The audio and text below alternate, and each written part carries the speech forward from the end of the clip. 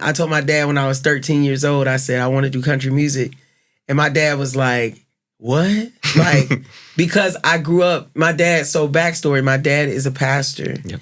And him being a pastor, he's thinking like, if you're not doing like, gospel music, then you're like, that's devil music. Yeah. Like, what you doing, right? Yeah. So my dad was like, no, like, you need to be doing gospel music. And I told him, I said, I didn't want to do that. And he just felt like it was a moment of like, okay, if my son wants to actually do this, then like, I want to see if he's going to actually pursue it, like be persistent about it. So he thought it was a fad and like, it was like, all right, whatever. Right. But like, it wasn't until I like graduated college and I started really like just evolving into it.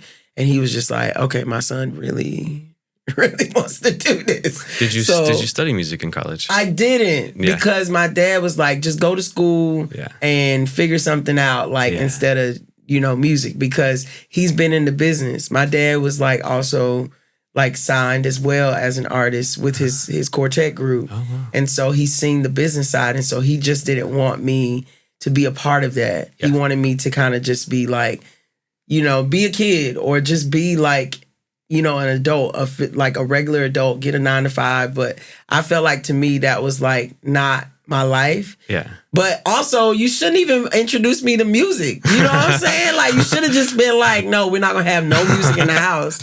But like I was gonna pick up the bloodline sooner or later. I mean, especially if you're introducing me to what music is, and it was just a different genre. And so I don't know, I just felt like country music was that thing that was just like that kept calling me every single time, right? Mm. I love gospel music. I love R&B music. I love all sorts of music.